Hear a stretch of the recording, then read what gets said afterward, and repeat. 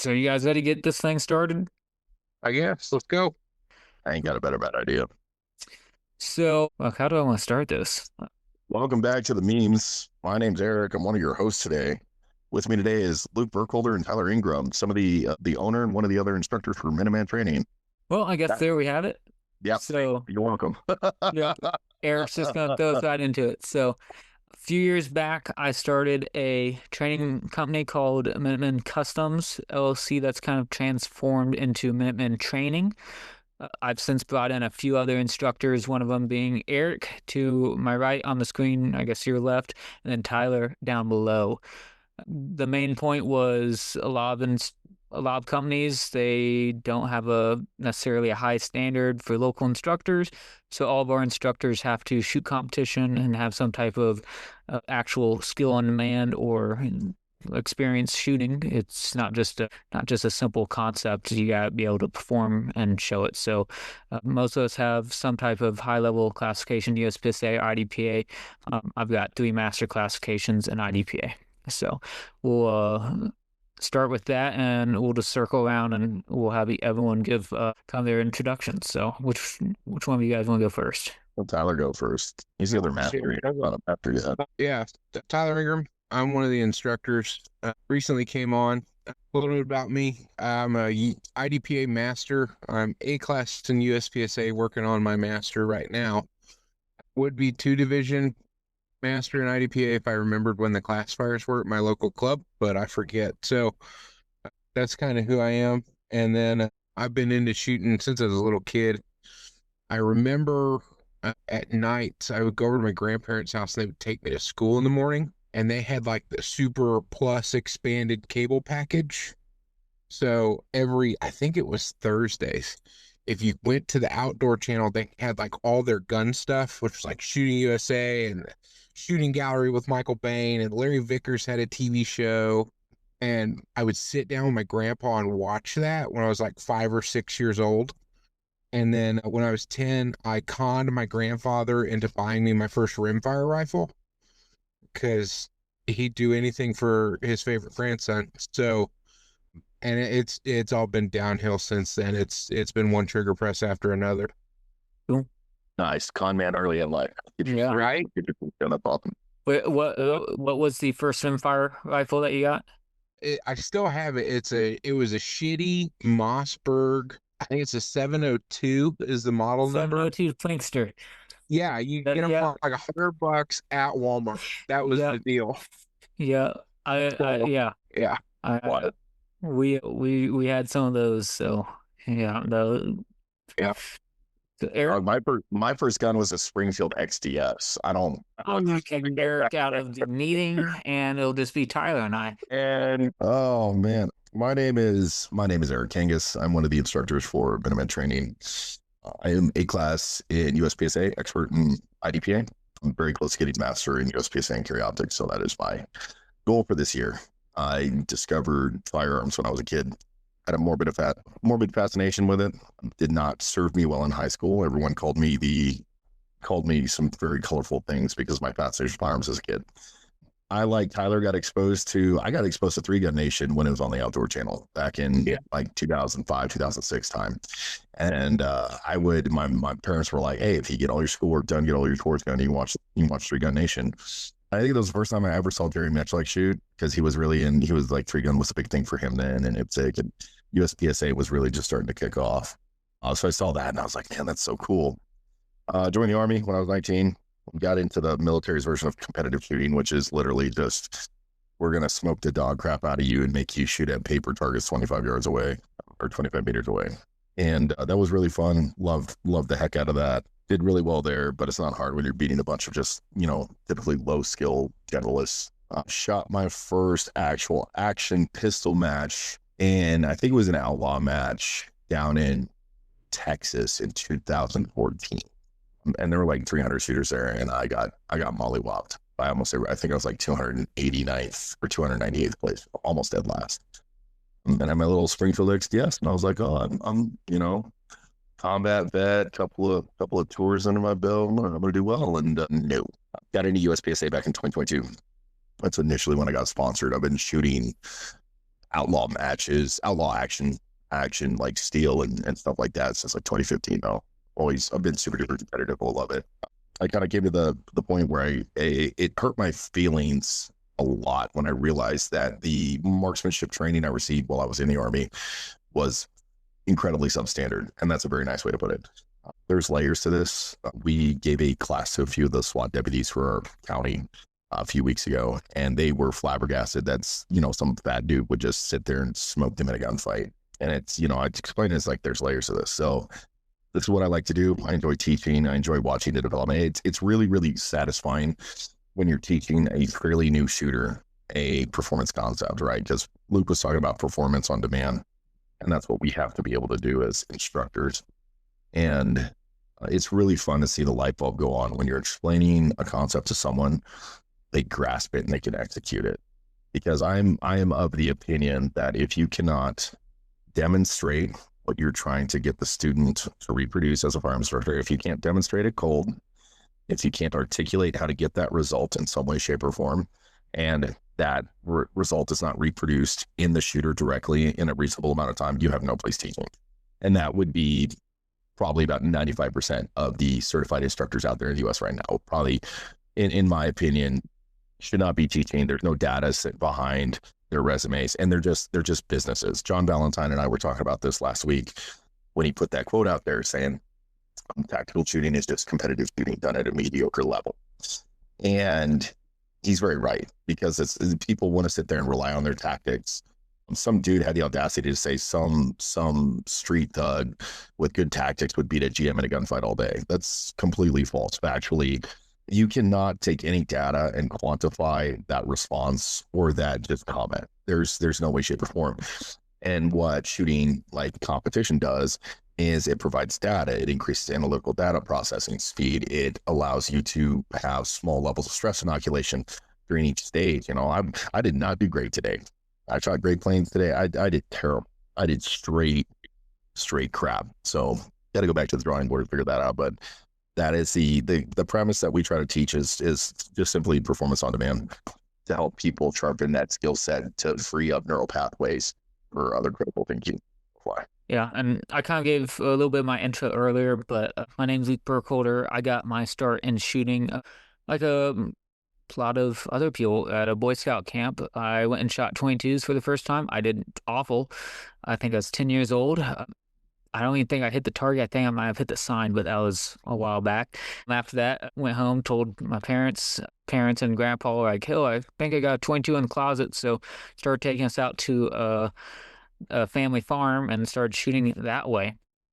And then from there, got really good 10-22s, started shooting occasionally, but like Eric and Tyler mentioned, it wasn't just how a lot of people start plinking, but it's not necessarily skill building or competitions shooting or anything like that. It's just more recreational or having fun, which is a great way to get people started, but you don't really see as much progression there. So after that, got into shotguns, started competing that way. That was my first actual competition I shot in, was trap skiing sporting clays. Did that for about 3 or 4 years. And then it wasn't until I was at shotgun, trap nationals in 2014. This was for like high schoolers, but 2013, 2014, they had a pistol match, which was basically steel challenge, but a sanctioned thing for high schoolers.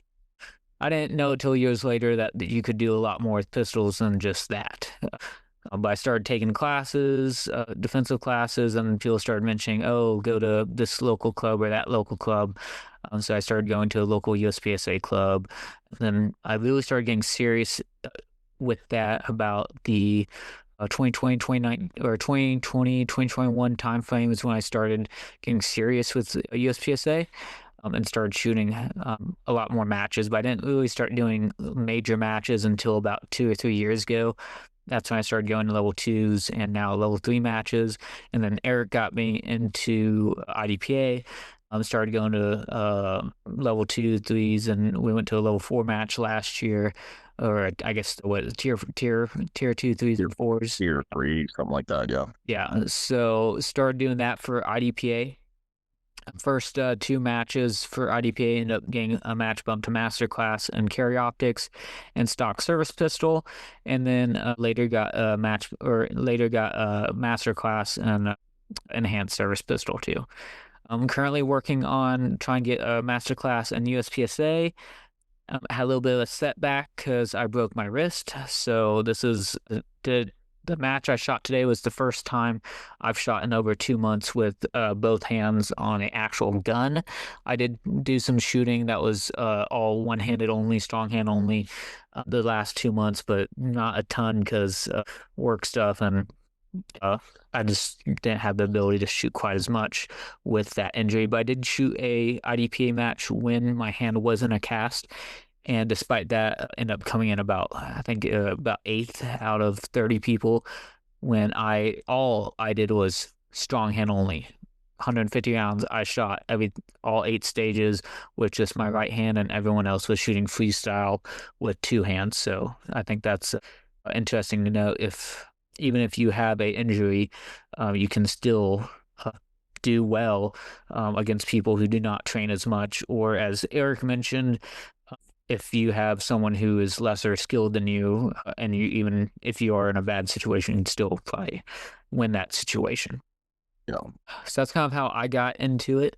A very brief version.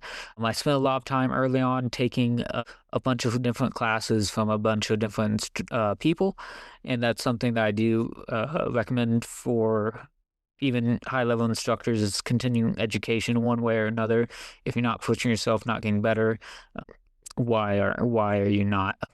What are you teaching? Is it going to be outdated, stuff like that? So all of us have taken at least some class or gotten better, seen progress in the last year or so to add that continuing education. Most professionals require that. Doctors, nurses, they require some type of conference or continuing education each year. Law enforcement teachers, they require continuing education. That way you're not just outdated and doing stuff like that. So Eric and I went to a Frank Proctor class last year. Great class. Even though, yeah, 100%. Great class. He's very much a down-to-earth person and was there to teach us how to get better. So some of these high-level instructors, I've been told, will just try to, essentially, it's a weekend bro fest where you're just paying to hang out with some dude who tells war stories. But the class we took was not the case. Great instruction was there to actually make his students better. So I think we all kind of briefly covered what got us into shooting and then our experience with some competitions, at least the elevator pitch version of that. So a lot of different competitions out there. I'll break it down 2 questions. What is your favorite overall competition? And then what's your favorite competition overall? And if that ends up being a pistol competition, what's your favorite pistol specific competition too? Podcast with Luke and Tyler. I'll be off here in a little bit. We're leaving now. Are you guys leaving now? Oh, shoot. Well, I gotta go. All right. Fire. You're fired if you leave. Oh, he's not actually fired, but don't tell me. That's okay. So yeah, what is your favorite competition? And like I said, if it's USPSA or IDPA, then what's your favorite non-pistol only competition? So I'm gonna have a little bit of a unique answer for this, and I'm interested to hear your thoughts on this because I know why it's my favorite. So I need to preface this a little bit with I shoot IDPA to create an informed baseline of skill set on a roughly anatomically correct target. I shoot USPSA to explore the development of fundamentals at the bleeding edge of my capability, right? Yeah. So with that being said, the one I've only shot it once, and I don't think Cameron's doing it again, was the PCSL 1-gun match down by Wichita. Yeah. And I like it because it's interesting, because the targets they're arguably more anatomically correct than IDPA, but it's still scored as hit factor. Yep. So I've been trying to push the local clubs here to do PCSL 1-gun. We can't do 2-gun because our are pistol based in politics and all that stuff, but I want more of those where targets are anatomically relevant. It's scored in a method that forces you to show up and put like maximum skill set forward. Like you got to show up with enough sleep. You got to show up eating right. Make sure you grabbed your extra bottle of water. Like you have to show up sharp, tuned, and honed to make sure that you're gonna show up and kind of leave it all out there on the field. That was my favorite. That was like hands down, bar none. It was a high round count match. I think we did 8 stages, but I think even trimmed down to I think 4 would be a little too short, but 6 at like a local club, PCSL one gun, hands down. And I think as that sport continues to grow, we're going to see, much like when USPSA got big on social media, and about a year or 2 later, we started to see the overall skill set of shooters like drag up. I think that's going to happen again with PCSL. Calling it now. I think we're going to see that in another 3 or 4 years. I don't shoot a lot of non-pistol matches, mostly because I've always been a pistol guy. But every once in a while, I will throw in for sporting clays competitions for the state, like sporting clays league. Yeah. And they have they'll do them out at the range at Baldwin City. I like sporting clays because it's a variable problem, not a consistent set of problems. That's fair. I more meant by that was like when I said pistol, if it was a pistol only, like USPSA or IDPA, like PCS for the other was like PCSL, multi-gun, something that had a shotgun or rifle attached to it too. So it could still have a pistol in it. So it didn't have to be without a pistol. You could have both a pistol but had something in addition to a pistol. So it's something else too. But still probably sporting clays, just because I think like anytime I show up to, especially like a multi-gun thing, it's always one of those of, especially like the local stuff, because there's no PCSL or organized. So you show up and there's 2 gun divisions, there's 3 gun divisions. You kind of, it's hard. It can be hard to judge kind of yourself on the field of players, so to speak, when you look at the overall score standings. But like sporting clays, it's one of those of, you show up, you're going to get your written thing. Okay, you've got a flyer coming over your right shoulder. And then what are those little ones called? The itsy bitsy little ones? Oh, do you mean like the rabbits that bounce on the ground, or you mean like the they're the little tiny ones, they fly in high arcs. Oh, I don't remember the name, but I know what you're talking about. Yeah, you're going to have one of those flip up like 10 yards in front of you. You're going to have a high flyer coming from behind you on the right. Yeah. Like, okay. And you get a set of clays to see them. All right, cool. Okay, I'm doing the mental math. All right, load and show up. Go. Yeah. You're up. So it's one of those, those are the ones I enjoy the most, because it is, I think those, especially those shotgun matches for sporting clays, are really good at showing problem solving on the fly. Yeah. You're going to get to see one sample and then you do it. Yeah, and it's not the same every time. You can go, like, you go to a sporting clays course, they're constantly changing it.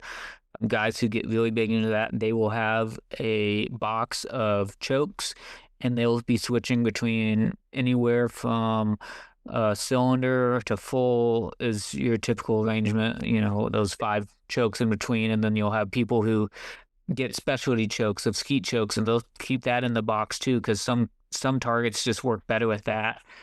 So it's though I shot that quite a bit for a while, and it's constantly changing. It's different. You're not gonna have 2 guys who are so close where they have to shoot 600 clays straight, and like you do in trap, where you might have him do a shoot off where one guy shoots 600 and the next guy shoots 601 when the match only called for 50 rounds, but because they didn't miss.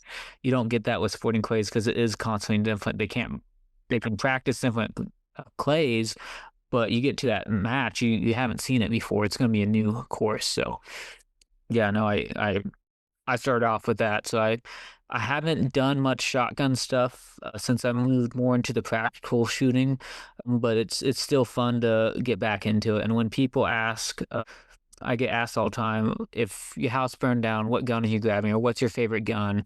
And I'm like, well, one, don't ask that. Like, I don't know. I don't want to pick just one. It's America. I don't have to. But if I had to pick just one gun that I don't like, would have trouble replacing for sentimental values, it'd probably be my trap shotgun. That was it was a CZ Redhead. It was a over or over under, depending on. I was always told I was saying it wrong, but over under over, however you say it.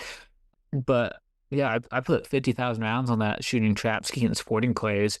And with sporting clays, I could set up the choke to fit whatever one's first. So I might have a cylinder in one and a full in the other, depending on how far away it was. But that's hard to beat. I'm in the same boat that you mentioned about USPSA and IDPA. USPSA, I'm trying to do my absolute best and push performance to see where I can be. I don't. Like when I first got into like defensive shooting or anything like that, like taking classes like that, people would get mad that if you missed. And when I'm practicing, I'm like, if I'm not missing, that means I don't know where I can push myself. I'm not. It's not supposed to be easy. I'm trying to push my limits to like see where I can go faster. Oh, I threw a shot. Okay, now I know I need to work on that.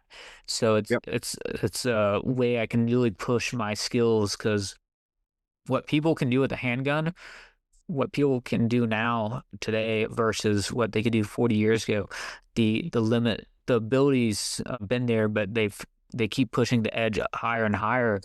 And you can take a old gun and still do well, but the skills that people have learned from that is just constantly going up.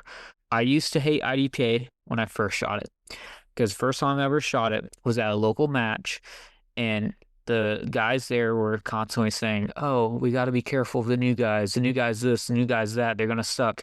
I came in second out of however many people were there, and they were amazed. The guy who came in first just happened to be some other guy he was out of town. He was traveling through for work, and he ended up being a sponsored shooter. I don't remember who it was, but he was wearing a jersey. He was a sponsored shooter, and he's like, "Oh yeah," he's like, "I'm in town for a few days, saw the match. I figured I'd just go and shoot it." So I'm like, cool. But so that club left a bad taste in my mouth that didn't make me return to that sport for probably 5 or 6 years. Because I think I shot that in 2016 or 2017, and it wasn't until Eric got me back into it just a couple years ago that I'm like, oh, these are actually fun. I like major IDPA matches a little better because you have a lot more skill and more competition there than you do at some of your locals. But like I can go shoot my carry gear without being completely hurt skill wise. You can go shoot if you carry a Glock 43X and you have two 10-round mags on you, one in gun, one on in a pocket or wherever. If you go to USPSA match, you're going to come in last, and you're going to have extra mags on you. So if you're like, oh, I want to shoot my actual carry gear and see what happens, you can get away with that a little more in IDPA and not be as hurt score wise because you're only shooting 18 rounds max, so you can get away with stuff like that. I do think. What's that new one that's coming out? Kind of merges the two, GPA or something? GPA, yeah. Yeah, I haven't shot that yet. I'm going to shoot that here in the next month or two. I'm going to shoot one of those matches, so I'll see how I like that. And I shot that same match you're talking about. Probably wasn't the same weekend, but I shot a match with Cam, and that I do hope PCSL grows because that is, in my opinion, a lot better than multi-gun. Yeah. Multi-gun, I shot a multi-gun match today in a 2-gun division, and there's very little movement. You might have some movement, but it's mostly run to this barrel, pick up a rifle, shoot these 5 targets in front of you, run to that barrel, shoot these 5 targets with your handgun, run to that other barrel. You can pick up a shotgun if you got it and shoot those targets, or just shoot it with your handgun. And there's not much, you don't have much thinking with it. It comes down to like just how well can you shoot, and well, I can shoot pretty well, and it's Like it's not as challenging either because it's not as crazy of a time standard.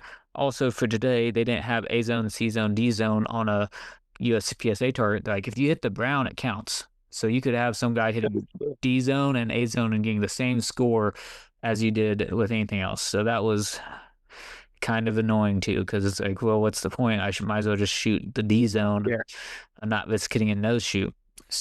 But versus the PCSL, it's a lot more movement, higher round count. I have to remember targets. I have harder targets to hit. It really mixes it's kind of a mix between USPSA and it's essentially USPSA, but longer stages, more rounds, more targets, and it combines it with a rifle too. So we are running both. So I did like that aspect of it because you have to do a lot more movement with it too.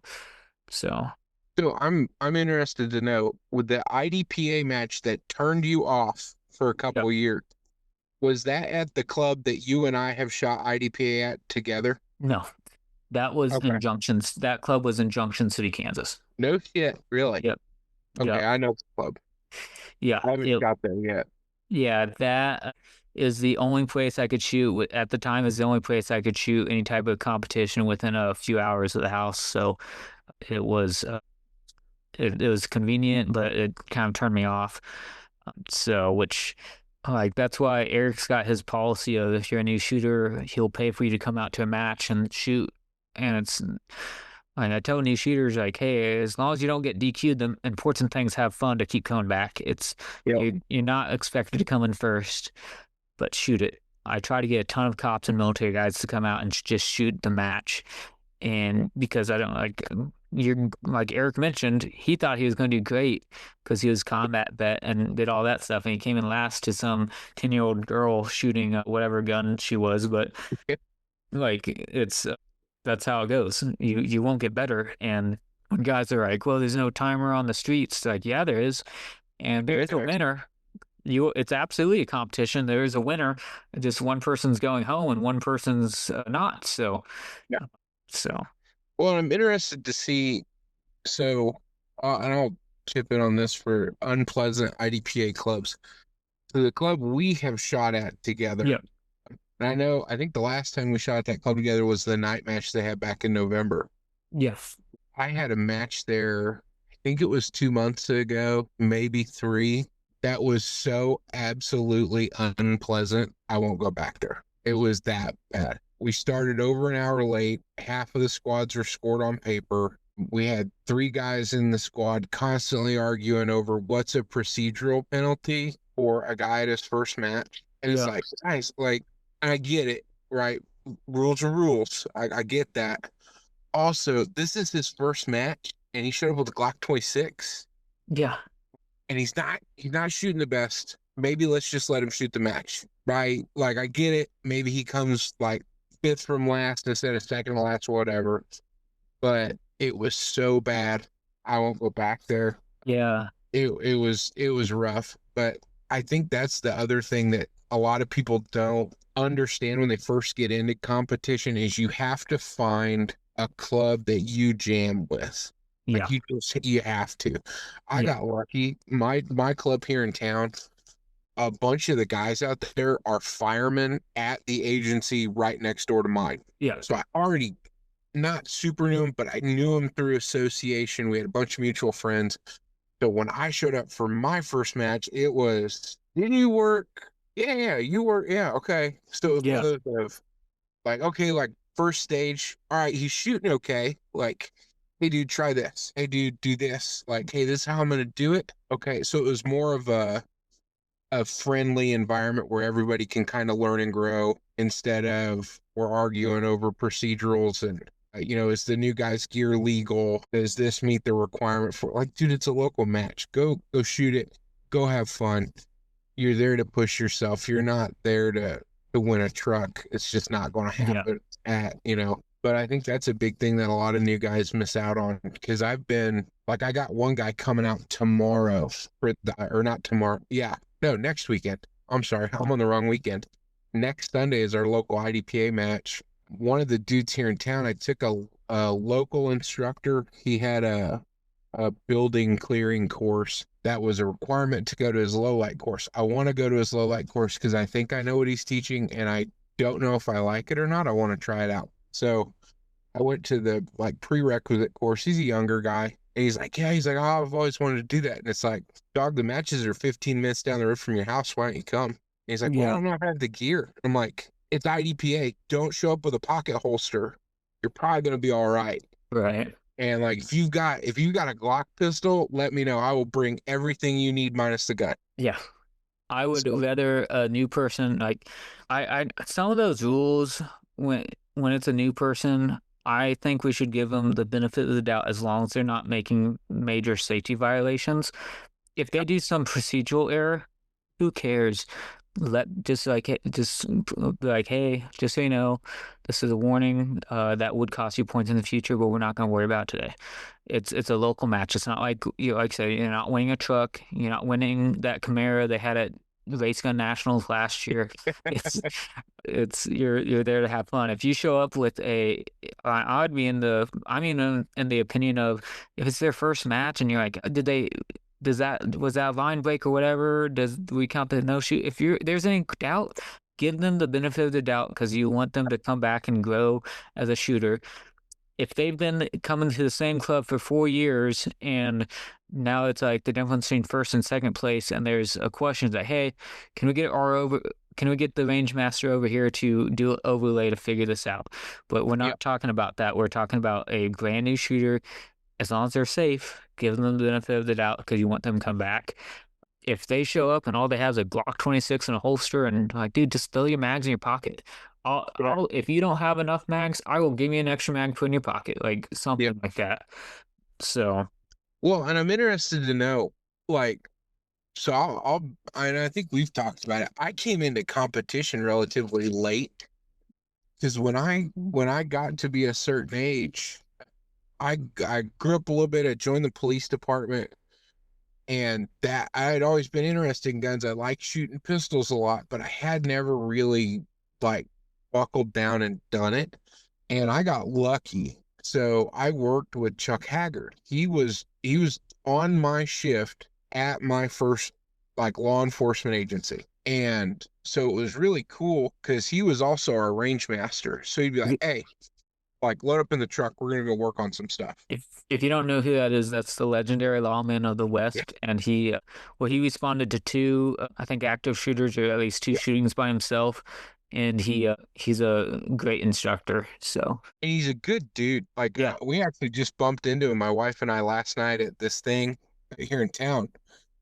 It was good to see him again. I haven't seen him forever, but being the young, impressionable guy, I got in with him because like dude's traveling all over the country and teaching classes. And, I'd started to learn like primary and secondary had just started to be a thing. Light fighter had just broken up. So like some of those guys were filtering into PNS and learning about that stuff. So that's how I started in like really taking pistol shooting seriously. I didn't shoot my first real match until, if we count GSSF, I think it was like 2018, 2019. yeah, And that was my first ever like organized. You're going to show up, you're going to register. They got a target and official scoring. But before I got there, it was class after class after class after class, and then going back to work and having Chuck in my ear going, hey, dude, you could like, if you do dry fire a little bit, you can shave a quarter off with that SLS. Like, I don't know, I can. And he's like, dude, think about it this way, approach it this way. And so I always had that kind of competitive drive. I never really shot matches. Like a lot of people get into it. So I was talking to one of the local guys, and I tell him I was taught to approach shooting much more like Chuck Pressburg's no fail curriculum than I was taught like Ben Steger's how to reach GM curriculum. yeah, And if you listen to them, neither one of them tell you to shoot slow. Chuck Pressburg's only rule is you have to be accountable for every round, every time. So every time it was a miss, it was a dissection of why and how, what happened, what went wrong, and trying to diagnose and then correct the error. And so I've learned to shoot kind of the reverse of a lot of people coming from a competitor. And I think that's interesting, but it creates friction sometimes. Right. Like we talked about with IDPA, when I shoot IDPA, to me, like the non-threat targets, that's not a penalty target. So my wife and I have an ongoing thing. Since my first IDPA match, I told her, if I hit a non-threat, I'm gonna write a check to the local humane society. So there's actually a financial penalty with that. So that way it's not just you're doing that more as an actual self-defense training where, hey, if I mess up, this is going to be a financial penalty to discourage me from doing that. Yeah, and I think that's something that, like, the hardcore USPSA guys who think speed is the only answer kind of miss out on sometimes because they're so used to over throttling. And when you tie a financial or emotional consequence to a missed shot to a hit on a non-threat, it kind of screws with them. Right. But that's been something that I do. I know, like USPSA, nah, dog, those aren't non-shoots. Those are penalty targets. Yeah. If I hit it, oh well, shit happens. Yep, it's like I'm trying to hose it because I want to. Not only do I want to be the best with the all time, I'm trying to like I want to be a good way down there on the all time, plus with as many alphas as I can. So, and if I shoot it at 110%, I'm probably gonna have a no shooter mic in there somewhere. Yeah. But I'm doing that because I'm trying to build or trying to get better. So. I think that'll probably be the end of this one. We'll end it with this and call this the first episode, and then we'll pick back up and start talking about the Columbia Conference, which was kind of the foundation of the start of modern pistol competitions, which Tyler is going to talk about that some. So I would, as a quick aside, I would argue the Columbia Conference was not just the start of modern pistol competition. It was the start of modern pistol training. Yeah. Well, we'll end it there, and we'll stop there, and we'll pick it back up with the next episode here in a few minutes. Well, a few minutes for us. It'll be like a week for you guys. So, all right. We'll see you on the next one.